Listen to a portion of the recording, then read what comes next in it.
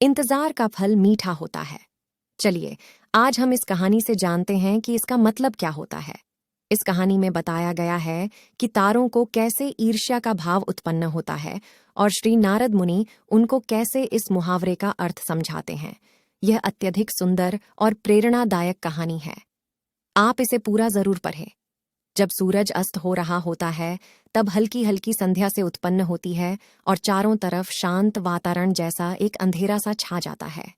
सभी जीव जंतु, पशु पक्षी अपने निवास स्थान को जाने लगते हैं और हल्की हल्की हवा चलने लगती है।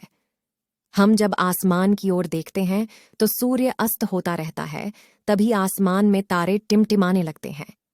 कुछ तारे अत्यधिक चमकीले होते हैं, परंतु कुछ कम चमकीले होते हैं। अधिक चमकीले वाले तारों पर हमारी नजर जल्दी पहुंचती है, परंतु कम चमकीले वाले तारों पर हमारी नजर बहुत कम ही जाती है। इसलिए हम उन पर ध्यान नहीं दे पाते और उनकी सुंदरता फीकी पड़ जाती है। परंतु उन सब में से एक ऐसा तारा होता है जो अधिक चमकीला होता है, जिसके आने से पूरा आसमान जगमगा जाता है।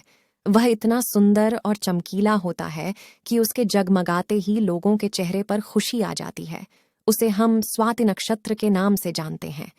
अत्यधिक चमकीला और सुंदर होता है, जिसके आने से लोग खुश हो जाते हैं। इसीलिए बाकी के नक्षत्र स्वाति नक्षत्र से ईर्ष्या करते हैं और अपनी इस ईर्ष्या की कथा को श्री नारद मुनि को बताते हैं। नारद मुनि उन सभी तारों को समझाते हुए कहते हैं कि देखो, जो भी सब्र करता है उनकी कीर्ति संसार में होती है, और मुझे प्रतीत होता है कि आप लोगों में धैर्य नहीं है। इसीलिए आप लोग संध्या काल में होते ही तुरंत जगमगाने लगते हैं। लेकिन स्वाति नक्षत्र अत्यधिक समय के बाद आसमान में निकट आता है, तभी उसकी प्रतिस्पर्धा इतनी अधिक होती है। तभी सभी लोग के चेहरे पर मुस्कान आती। इसीलिए कहा जाता है कि हमें सब्र करना चाहिए, क्योंकि उसका फल मीठा होता है। यदि तुम देर में आसमान में टिमटिमाते होते तो तुम्हारा भी महत्व होगा और तुम्हें भी लोग अलग नाम से जानेंगे। नारद मुनि द्वारा समझाई गई बात सभी तारों को समझ में आ गई। सब्र का फल मीठा होता है, ये बात हम सब जानते हैं और इसे हम लोगों ने महसूस भी किया है।